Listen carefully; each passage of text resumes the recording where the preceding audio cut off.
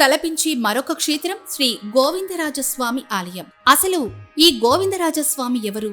ఈయనని శ్రీనివాసునికి అన్నయ్య అని ఎందుకంటారు? ఈ ఆలయంలోని విగ్రహానికి అభిషేకం చేయకపోవడానికి కారణం ఏంటో ఈ వీడియోలో తెలుసుకుందాం. అంతకంటే ముందు మీరిలాంటి ఆసక్తికరమైన దేవాలయాల చరిత్రలు, రహస్యాలు మిస్ అవ్వకుండా ఉండాలంటే ఇప్పుడే మన వెన్లాక్స్ డివోషనల్ ఛానల్ ని సబ్స్క్రైబ్ చేసుకోండి.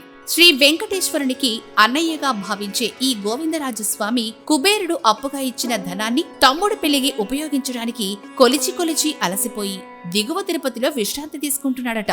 ఒకప్పుడు సంతానం లేని కాశీరాజు తన కుటుంబంతో కలిసి శ్రీనివాసుని దర్శించేందుకు తిరుమలకి వచ్చారు. రాజు రాణి భక్తితో స్వామిని సేవించి సంతాన భిక్ష కోరారు. ఓ రాత్రి రాణి కలలో స్వామివారు ప్రత్యక్షమై, నీ ముక్కుకు ఉన్న నా సామానిని నాకివ్వు, నీకు సంతానాన్ని అనుగ్రహిస్తాను అని అన్నారట. దానికి ఆ రాణి, నేను భర్త ఆజ్ఞకి లోబడిన దానని స్వామి, ఆయన అనుమతిస్తేనే ఇవ్వగలను అన్నది. అందుకు స్వామివారు నవ్వుతూ, అయితే నేను ఏకాధిపతి కాదమ్మా, నా అన్న గోవిందరాజుడు అనుమతిస్తేనే నీకు సంతానం ప్రసాదించగలను అన్నారట.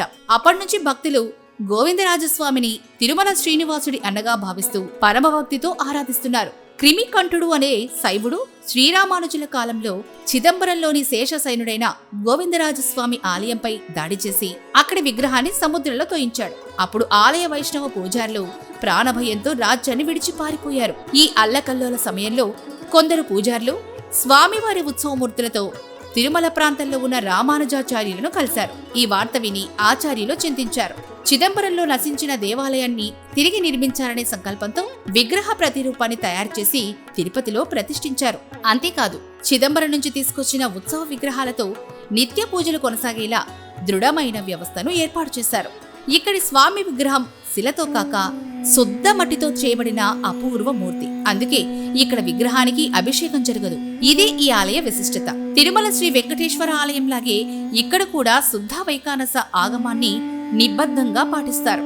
ఈ ఆలయంలో 2 గోపురాలున్నాయి. బాహ్య ప్రాంగణంలోని గాలి గోపురం ఎంత వైభవంగా ఉంటుందో పురాతనమైన లోపలి గోపురం శిల్పకళతో అంతే అందంగా ఉంటుంది. రామాయణం, భాగవతం గాథల్ని చెక్కిన శిల్పాలు మనల్ని ఆ కాలానికి తీసుకెళ్తాయి. ఇక్కడ గోవిందరాజస్వామి శేషసైనుడిగా ఉత్తర దిక్కుకు పాదాలు, దక్షిణ దిశలో తల పెట్టుకుని శంఖచక్రాదులతో, నాభికమలంలో బ్రహ్మతో, కిరీటాలతో భక్తులకు దర్శనమిస్తాడు. అతని చుట్టూ అలంకృతమై ఉన్న ఆండాళ్ అమ్మవారు, శ్రీకృష్ణుడు, శ్రీరామానుజులు, తిరుమంగై అల్వారు, శ్రీ వేదాంత దేశికులు, శ్రీ లక్ష్మీదేవి సన్నిధులున్నాయి. శాసనాల ప్రకారం 1235లో 3వ రాజరాజ చోళుడి పాలనలో ఉంది అని చెప్తారు. ఇక 1239లో నరసింగ యాదవరాయల కాలంలో కొన్ని మరమ్మతులకు దాతృత్వం ఇచ్చారు. 1506లో విజయనగర రాజుల పాలనలో ఆలయ అభివృద్ధి జరిగింది. ఇక తిరుమల శ్రీనివాసుడు, తిరుపతి గోవిందరాజులు 2 విష్ణు స్వరూపాలే అయినా భక్తులు గోవిందరాజస్వామిని శ్రీనివాసుని అన్నగా భావిస్తూ ఉంటారు.